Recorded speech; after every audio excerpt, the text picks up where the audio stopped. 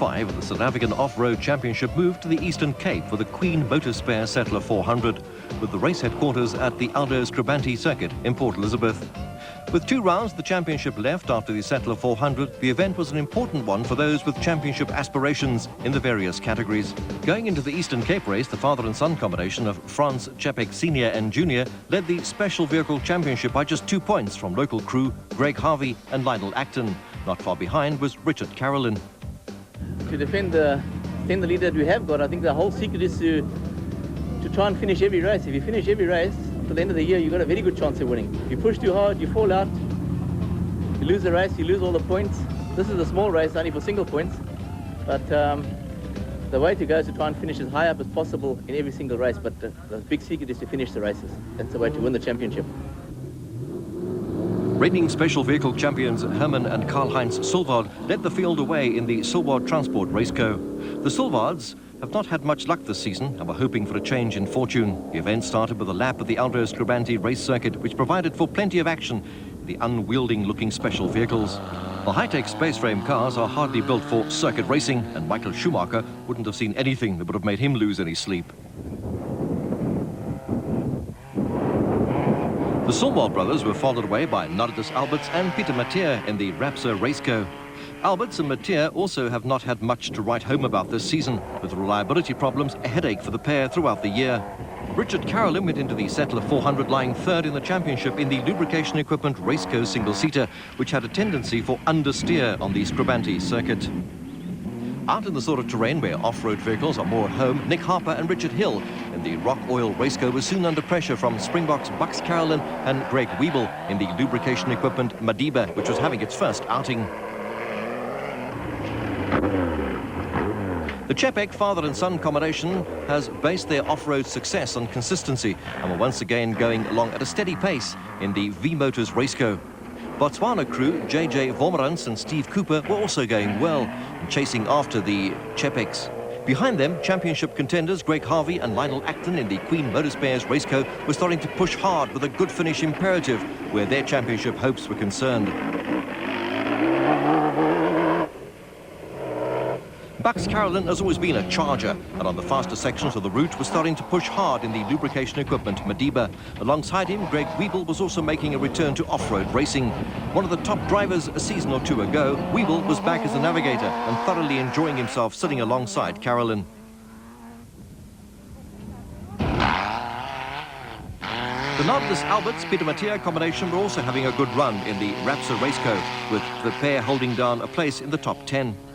Alberts and Mathieu were also reveling in the faster sections, but were being chased by the local crew of Rene Lloyd and Owen Tutton, who were later forced to retire after being well placed in Class B. JJ Vormerans and Steve Cooper were also starting to mount a challenge in their Raceco. With the race to be decided on corrected time over 2 racing sections, crews were pushing as hard as they could.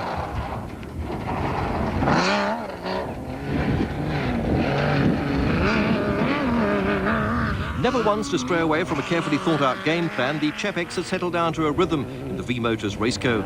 After winning the Bell Sugarbelt 400 in Natal earlier in the season, the Czepeks were looking for their 2nd victory of the season and were not taking any unnecessary risks.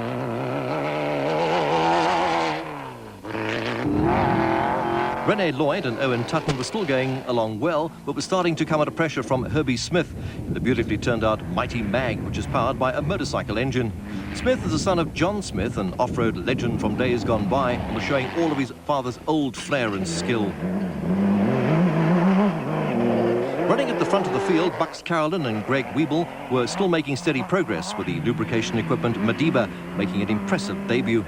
There were problems ahead for Rene Lloyd and Owen Tutton, and moving ominously through the field were Franz Czepek Sr. and Jr., the V-Motors Raceco never missing a beat. Also starting to move through the field were 2 local crews. Championship contenders Greg Harvey and Lionel Acton were making up ground in the Queen Motorspares Raceco, with Henry Witten Lloyd and Rian van der Walt having an impressive run in the Sandmaster.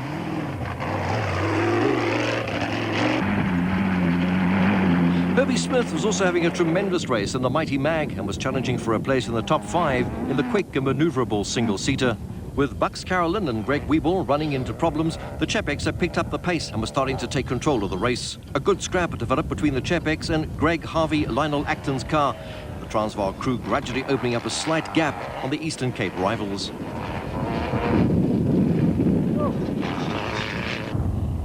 On corrected time, Greg Harvey and Lionel Acton had fallen about 4 minutes behind the Chepex and were doing all they could to try and close the gap on the championship leaders in the closing stages of the race. Also on a charge after running into suspension problems were Bucks Carolyn and Greg Wiebel in the lubrication equipment car. They were about 14 minutes behind Harvey and Acton, but were determined to close the gap as much as they could.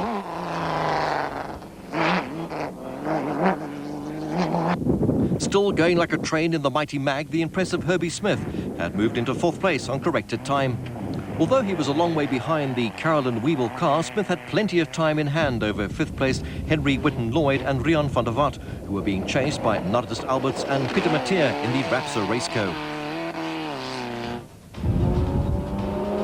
Back at the finish at Aldo Scribanti, the Chepex came sailing home for their second win of the season after another typically consistent performance. The Chepex edged a few points clear of Greg Harvey and Lionel Acton in the championship race, with a good debut result for Bucks Carolyn and Greg Wiebel.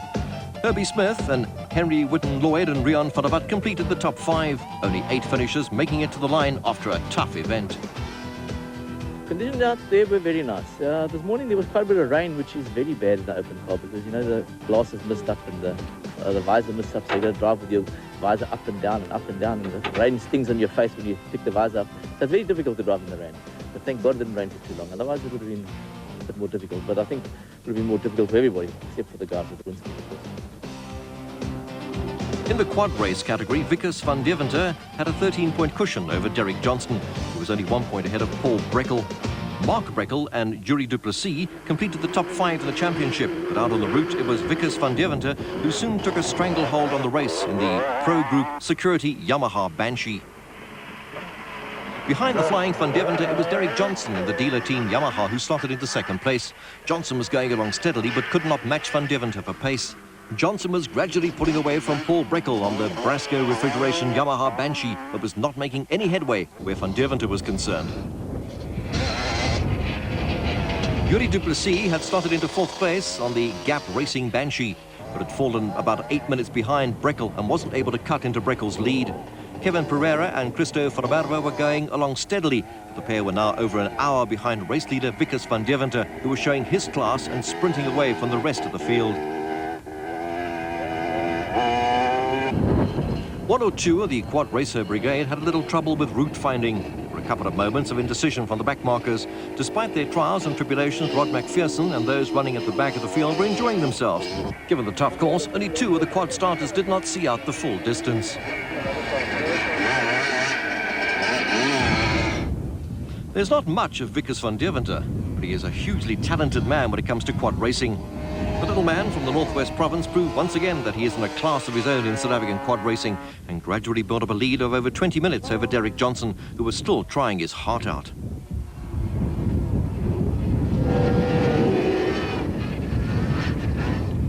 The quads provide for some spectacular racing and have national championship status for the 2nd year in a row.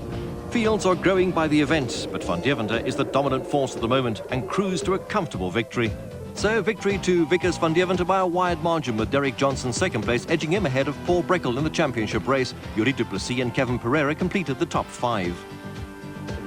Ja, nee, definitief. Ek het vandag so 'n borbe vir my gevra het, vat dit kalm die eerste seksie tot by die eerste petrolstop. Kyk waar lê jy en bepaal jou druk, sit 'n bietjie druk op Derek, was baie naby my daar. Hy was op my gat en toe het ek maar besluit ek moet 'n bietjie wakker word en 'n bietjie ry. Behind Production Vehicle Championship leaders R.P. Reyneke and Robin Houghton, a terrific duel was going on for the minor placings. Going into the Queen Motorspare Settler 400, only 11 points separated the next 4 crews. After a maiden win in the Sugarbelt 400 on home territory, much was expected from Natal crew Neil Woolridge and Paul Vermaak in the Nissan Sani. Woolridge is one of the few off-road competitors to have won national events on both 2 wheels and 4 wheels. A great deal of development work has gone into the turbocharged Nissan Sani, with the vehicle now starting to show its true potential.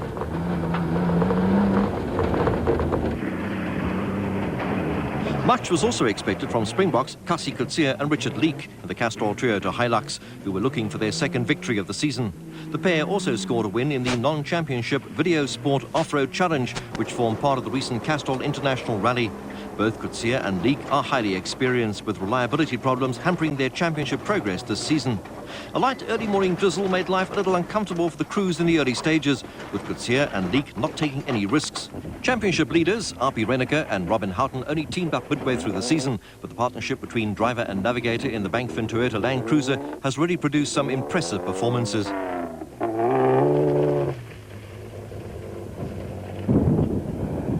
Reigning production vehicle champion Cliff Barker was teamed up with Edward Salzwiedel in the Video Sport SVM Land Rover. Regular navigator Mike Redden was missing through prior commitments, with the pair also battling with an engine misfire. The Video Sport SVM Range Rover of Arthur Abram and Stratford Vogt underwent a major rebuild prior to the Settler 400, but both Video Sport SVM crews would a figure amongst the non-finishers. With wife Elby sitting alongside him in the Toyota Hilux, championship contender Niels Lemmer took early control of Class E. The Lemmers were being chased by Ralph and Ray Henderson in the Printers Rotor Services Ford Bucky, with the pair making all the running in Class F. Botswana crew Paul Jonker and Mike Allen in the aging Nissan Safari were making steady progress, but it was soon apparent that a huge battle was starting to develop between Api Reyneke and Robin Houghton in the Bankfin Toyota Land Cruiser and the Coetzee Leek combination in the Castrol Toyota Hilux. The Video Sport SVM crews were running into problems, the Nissan Sani also losing time, and out in front it was the two Class D frontrunners who were engaging in the game of cat and mouse.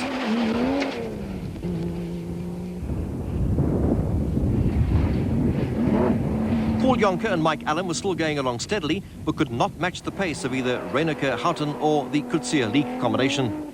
Niels and Albie Lemmer could also not match the pace of the frontrunners, but had a tight hold on Class E in their Toyota Hilux and were pushing for a place in the top 5. The Lemmers had settled into a steady rhythm. They pulled up a slight cushion over Ralph and Ray Henderson, who also needed a good finish in the overall and class results to cement their championship challenge.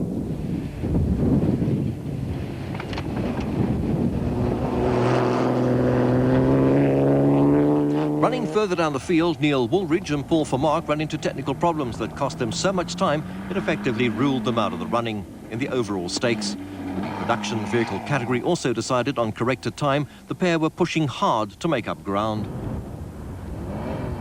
Behind the Sani local crew, Newton Love and Colin Pote in the Nissan Safari were also pushing hard.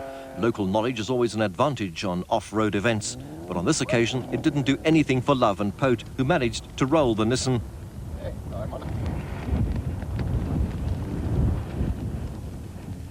Foforo Shai and Moratori Ramasika in the Toyota Hilux were headed for retirement, but with Newton Love and Colin Pote unhurt and with plenty of help on hand, the Lesotho crew went sailing past the stricken Nissan.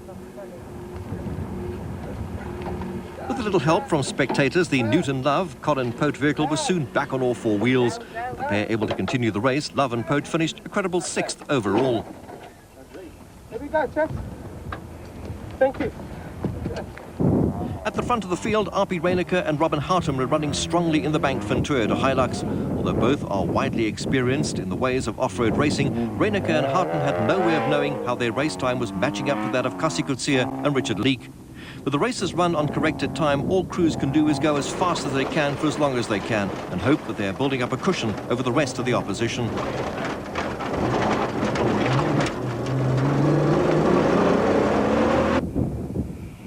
Apart from their off-road expertise, both Cassie Coetzee and Richard Leek won Springbok colours for rallying. It was obvious that it was going to be a tight finish between the pair and Reyneke and Houghton. Only 3 seconds separated the crews on Racing Section 1, and Racing Section 2 was going to be equally tight.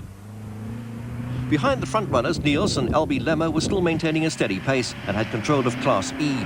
That wasn't going to do their championship hopes any harm, with Ralph and Ray Henderson in the same boat at the Printers Rotor Services Fort Bucky. They'd fallen about 20 minutes behind the Lemmers, but they were still in the top 5.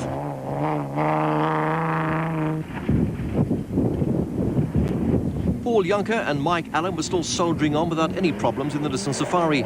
Newton Love and Colin Pote were also underway again, with their Safari none the worse after a little wear and tear.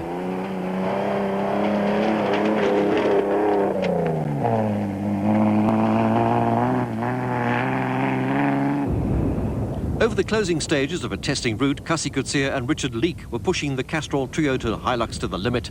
Toyota had a hold on the top 3 places, but the Settler 400 had turned into a straight fight between the Castrol Toyota entry and the Bankford Toyota Land Cruiser driven by Api Reiniger and Robin Houghton. Reiniger and Houghton were also on a hell-for-leather mission over the closing stages, and up to the finish there was plenty of tension building up between the respective technical crews.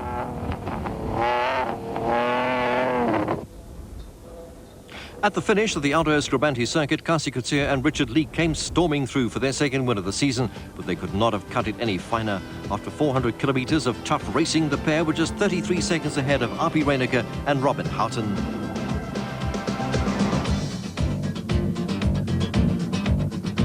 At the top of the leaderboard, the Settler 400 turned into a Toyota benefit. The Lemmers brought their Toyota Hilux home in 3rd place, with the Hendersons 4th and Paul Jonker, Mike Allen's combination 5th, with just 7 crews making it to the finish. We start off well. We was leading, and eventually we got a flat wheel. And we fixed it, and we was in a lead again, and then a brake part, and then Api passed me. But eventually, after 80 kilometers in Api Reiniger's dusk, believe me, it's not nice. But eventually we passed him where there was no dust. So we beat him, and we're quite happy to be the first commercial in. Going into the Queen Motorspare Settler 400, Alex Vowles held an 8-point lead over Henny Human in the motorcycle 200 class, with Graham McLaughlin comfortably ahead of pre-race favourite Darrell Curtis in the 250 category. Rian van Niekerk led the 500 class ahead of another fancied rider in Toyota 1000 Desert Race winner Errol Dalton.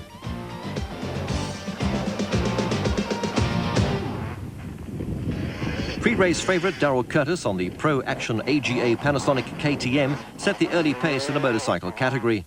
Right up with Curtis in the opening stages was Alex Vowles, running at the head of the 200 class on the Antilex Dairy Kawasaki. 500 class championship leader Rian van Niekerk on the PD Motorcycles Honda looked to be in a spot of bother and was soon overtaken by Graham McLaughlin on the Lesotho Office Equipment Honda. The pair were being chased by Errol Dalton on the Lesotho Office Equipment Honda and Kevin Fisher on a privately entered Kawasaki.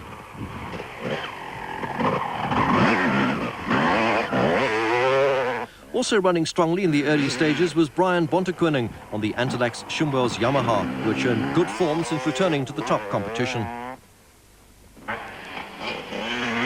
The pace was hectic, and in the 200 class, Lance Trethaway on the number 3 machine had slotted into 2nd place behind Alex Vowles, but could not match Vowles for pace.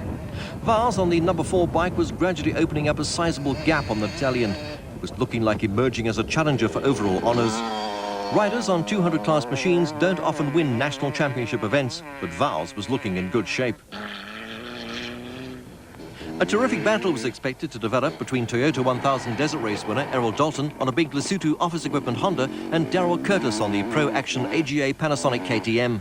Dalton was going along well in the early stages of the race before a tyre problem was to see him gradually slip down the field to eventually finish a disappointing 16th.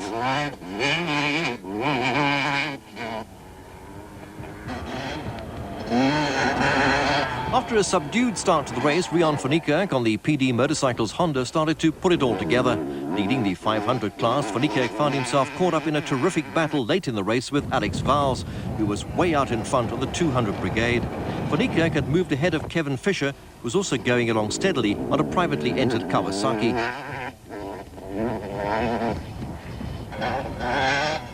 Brian Bontekoning had run into a few problems along the route and was trying to make up time on Kevin Fisher, Wayne Farmer and Graham McLaughlin, who were all running ahead of him. Lance Trethaway had dropped a long way behind Alex Vowles in the 200 class, but was in line for a top 10 finish. While little private duels developed throughout the field, there was no holding Darrell Curtis, who was gradually building up a comfortable cushion over Rian van Niekerk and Alex Vowles. At the finish, Curtis was 9 minutes ahead of van Niekerk, who had only 10 seconds in hand over Vowles for the first 3 home, also taking class honours. The route was fine. It was very tricky. Quite a few lurkers, rocks. We had to be very careful. It was fairly fast. Highlights of the Queen Motorspare Settler 400 were proudly